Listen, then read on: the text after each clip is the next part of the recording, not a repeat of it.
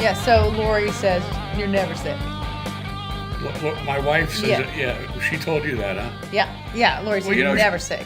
You know what, she got on me the other day because she had a stomach ache, and I'm going, man. I said, you're 15 years younger than me, woman.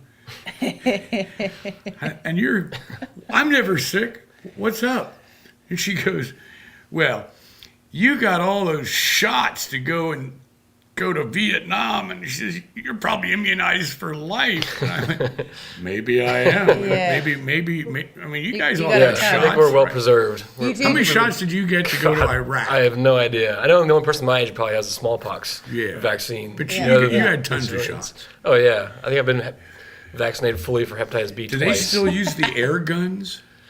Yeah. They used to inject us without needles. They had these air guns that would, like, high pressure air would inject the fluid right through your skin. Really? No, I've never, no. And we used to walk down this line where there was guys on both sides of the line ready with their guns, and you just walk down there.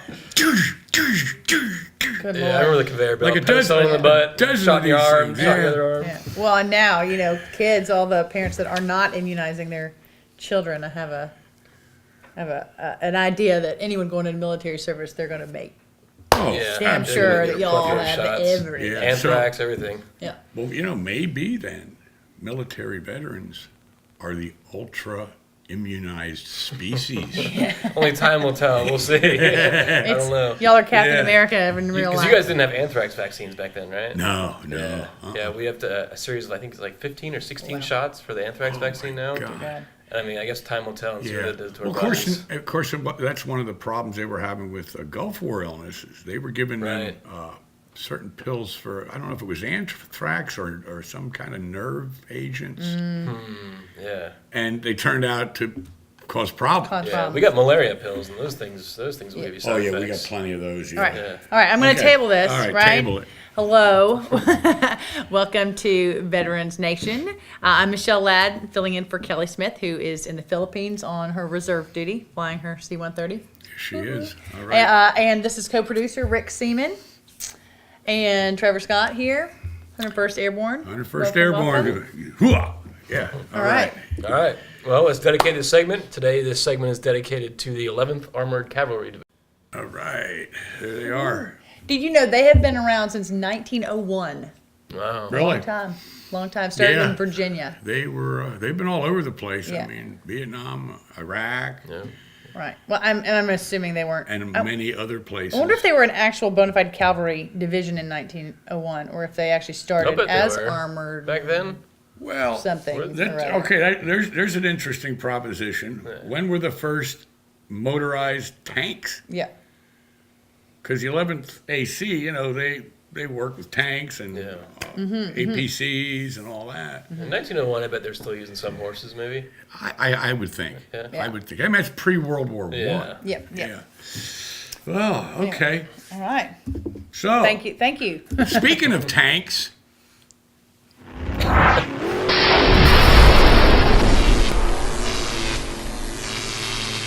All right. Well, here is the latest on the ongoing and, in all fairness, foot-dragging efforts of the VA and the DOD to implement some sort of electronic interagency exchange of medical records as opposed to the archaic current system that we are using. All right. Here we go. The House Committee on Veterans Affairs sent a bipartisan letter to Department of Defense Secretary Chuck Hagel, urging him to follow through on a February 2013 plan to improve disability benefits claims processing for transitioning service members and veterans. The mutually agreed upon plan that the DOD and Department of Veterans Affairs struck calls for the DOD to begin the transfer of complete and certified service treatment records to VA immediately, with electronic transfer capabilities to be in place by December 31st of 2013. All right. We know that the Senate has recently made this same sort of call of duty, but I mean, what is it? Another When is it foot actually dragging gonna happen? effort for more lip service. more lip Right. service. What, to buy another 6-7 months in Right. December? We've been waiting long enough. By December 31st of 2013, it's predicted that the backlog will reach over 1 million. Dear God. Yeah. Which is just ridiculous. I mean, these people are hurting. They need medical treatment. You know what we should do? let's get on the phone and let's reach out to IAVA. I think Derek Bennett at IAVA would be a good guy to talk to if we can get him on the line. Let's Love give it a shot. Rydell, patch us in, will you? Hello, Derek Bennett, IAVA. Are you there? I'm here, Rick. Thanks for having me. Hey, great. How you doing? I'm doing fantastic. Yourself? Good, good. How's that New York weather? Are you in D.C.? I'm in New York today, and as probably any other day in New York, it's pretty variable. The sun was out and it was raining a few hours ago. Wow. Okay. Well, our sun's shining here like it's supposed to for once, you know. And I'm incredibly jealous of that, believe me. Yeah. So I'm here with. Hi, Derek. I'm Michelle Ladd. How are you? Hi, Michelle. I'm well. How are you? Good, thanks. And I'm Trevor Scott. Hi, Trevor. How are you? Good, how you doing? Great, thank you. Great. So, Derek, on the subject of backlog, we know what's going on there. We've been hearing about that for a long time. When you take that situation and put it up against another issue that we've been hearing about for a very long time, the transfer of records between DOD and VA becoming electronic instead of paper. Yeah. Tell us what IAB is doing on these issues, where you guys have fit into the hearings in Congress, and hopefully give us some good news. Yeah, I've got some good news to give you. Unfortunately, not enough. But let's start just a little bit with the problem, which is, as you rightly pointed out, these electronic records are a great idea. But unfortunately, today, as we sit in 2013, a year that when I was born, I thought we were going to be flying around in rocket ships, we have 95% of all veterans' records are still on paper. And that's been complicated. That complicates the claims process, obviously. It's amazing to me that they're still on paper. You may have seen, your listeners may have seen some of the pictures of VA facilities, particularly in North Carolina, that are about to be condemned because of structural damage from the weight of the paper of those claims. I mean, it's unbelievable how antiquated this system is. On top of that, the DOD and the VA have been trying for the last several years and have spent hundreds of millions of dollars on a compatible electronic health record system that, as of 2012 and now to 2013, they haven't been able to solve. They can't get their two systems to talk to one another. So the problem for a soldier, sailor, airman, or Marine who leaves the DOD is that their record doesn't automatically transfer digitally to the VA. So they have to carry around a sheaf of papers with them, sometimes folders and folders full, in order to get the medical attention benefits that they need. All right.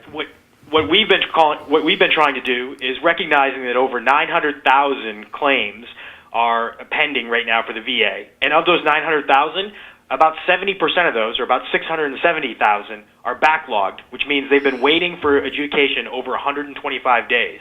We've called on the president to demonstrate his leadership to end that backlog. The VA has said that they can end it in their current system by 2015, but unfortunately 2015 is still 2 years from now, and there's still a lot of folks that have been waiting already 2 years to get their claims adjudicated. We don't think that's acceptable. And I think more and more that the American people hear about it, they realize that's not acceptable either.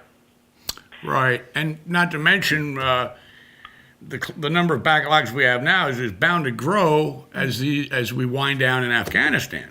That's right. As Afghanistan winds down towards the end of 2014, is what we're projecting right now, both DOD and VA say that about 1.1 million veterans will now enter the system between now and then. We imagine that they will obviously file claims, and we don't see a real solution for increasing that backlog. Just today, a few hours ago, the VA held a press conference, and they announced that they were going to expand some provisional authorities across their organization and tackle the backlog and try to adjudicate any claim that was more than 125 days old but within about 60 days, which is A, good news, but B, insufficient, right? That's also something that they could have done a year ago or 2 years ago. The good news wrapped in that is that this is clearly an issue of leadership, and it's clearly an issue of the American people holding their elected leaders responsible, and we feel some pride in being able to get at least that much accomplished, but it also demonstrates that where there's a will, there's a way, and the more pressure that's applied, we can solve this problem together collectively. That sounds like a plan. So, Well, we'll do our part on this yeah, end. there you go, vets. I I appreciate you guys taking the time to talk about what is, a really critical issue. And I would invite you and your listeners to go to our website, iava.org, and sign our petition, which calls on the president to demonstrate his leadership to solve this problem once and for all. We've seen a lot of traction amongst the other veteran communities that have joined us in asking for presidential action, as well as some congressional leaders. The Senate Veterans Affairs Committee has been asking some really tough questions of the VA finally, and most recently the Nevada delegation to Congress sent a letter asking for, instead of bipartisan letter, to express their concern for the growing backlog. And I think that's what it's about. It's about citizens and it's about communities recognizing that our wounded warriors and our warriors aren't getting the support that they were promised and that they need. Yeah, and Derek, you mentioned this this petition, so they can go online and do this petition online? That's right. If you go to our site, iava.org, you can sign the petition. We've got 50,000 Americans that have signed it so far, 25 members of Congress, and those are increasing as we speak. Wow. Well, hey, vets, you hear that? So let's take that number from 50,000. Let's take that up to like 100,000 as soon as we can. Yes, sir. And, it's kind of an amazing irony. IAB has been so proactive, since their beginning. And IABA is into the veterans world electronically. Yep. Just like with your online petition you're speaking of, Derek. Yes, sir. So isn't that amazing that the petition we're signing with IABA is to get the government to maybe get as electronic as IAB is? Yeah. You know what I mean? Yeah, That's true. Yeah. Well, hey, Derek, that's great info. On behalf of Veterans Network and the Veterans Nation show, we thank you for your time. And keep up the great work back there, guys. Thanks very much, Rick and Michelle and Trevor. Appreciate you guys taking time on this, and thank you very much for having me on. I'd love to talk to you more about it at any time. Thank you. You We got appreciate it. what you're doing. Okay, take care, man. Thank you, you too. Welcome home. Thank you. All right, thank you again, Derek. Oh, wow, I don't even know what to say. I mean, first off, I've got a couple solutions, probably pretty non-PC. The first one is, how in the world are we going to go to socialized medicine if we can't even protect our veterans who deserve this treatment and they're waiting so long to get it? But that's different. Well, the you got a second thing point. You is, got a point. I've got a way to help with the unemployment situation, or to help with people who are getting food stamps and need to be doing some work, right? And there's plenty of them. And there's plenty of them. I say if you're getting food stamps or whatnot, you put an hour, 2 hours a week in doing data entry, entering all these veterans' information into a computer database. Right. Two problems There's plenty of starting to unemployed get vets solved. too who could Yeah. use the work. You know? I mean, Right. it's probably a good idea, but think about it. Put yourself in Secretary Shinseki's shoes. He's going to say, no, we need qualified people to do Well, this then train 'em. so we get the record straight and we don't make any mistakes. Yep, but yep. and then True. train them. where is VA? Where are your qualified people? We already right. know you have a shortage of them right now. So what are you going to do? I don't know. I don't know. And again, But data entry isn't hard. we've I been know that. covering this for 3 years on Veterans Network. Yeah. We interviewed Bob right. Filner 3 years ago when Panetta was VA secretary. I remember that. And I remember Bob that call. Filner, when he was chairman of the Veterans Affairs Committee in the House, he said, I'm going to get Shinseki and DOD in a meeting once a week, and they're going to discuss this until we get it fixed. I wonder a lot if of that- meetings. I wonder if that really even happened. I don't know. You guys have seen the videos though, right? The rooms filled with files just stacked from ceiling to floor. And yeah. The floors are Crazy. caving in. And Yeah, it's North crazy. Carolina, the floor's starting to come through. Sure. It's ridiculous. Wow. Well, anyway. All right, so sign that petition. Get Sign your that family, petition. Get your friends. Absolutely. Sign it. Yes. IAVA.org. Right. All right. Well, it's time for one of our brief and informative breaks. We'll be right back. Coming home can be hard if you're a veteran of Iraq or Afghanistan. You may feel like you're all alone, but you're not alone. At iava.org, your fellow vets are all around you.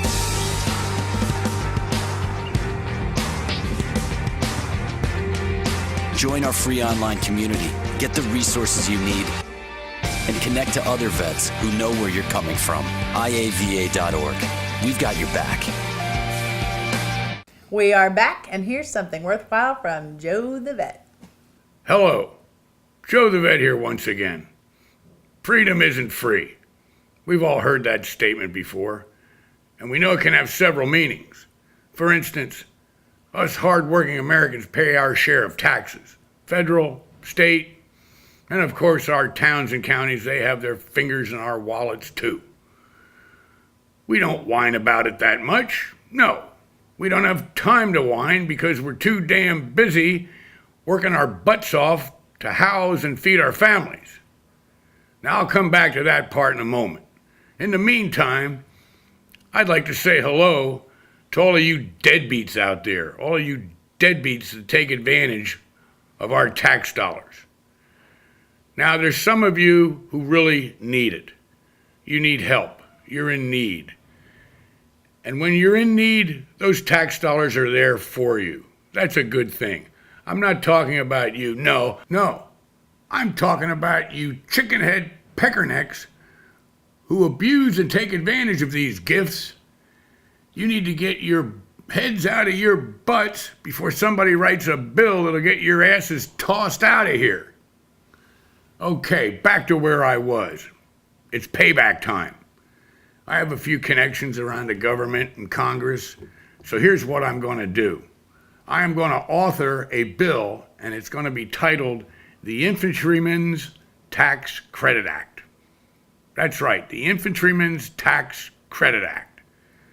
That's right. It's for the U.S. Army and Marine grunts who live and bleed in the bush, in the desert, or wherever else they're called to go. They don't sleep in tents or barracks. No. They eat out of a pouch, they eat out of a box, and they sleep, crap, and bathe once in a while in the jungle, the sand dunes, and the pungent swamps. And when they're not enjoying these comforts, they're busy cleaning their weapons so they're ready for when the enemy arrives and there's a big battle that might last for days or weeks on end. They are unique. They are the ones who truly have to embrace the suck. They are the backbone of all warfighters, and it's time America said thank you. I'll be talking about crunching the numbers on this very soon, so stay tuned. This is just the first notice. Joe the Vet, out. Thank you for that, Joe. That Joe the Vet, man, he's on it, huh? Yeah, great ideas. Got some good ideas. Great ideas. Okay, Well, thanks for tuning in. Thank you, See next folks. time. Welcome home. Welcome home.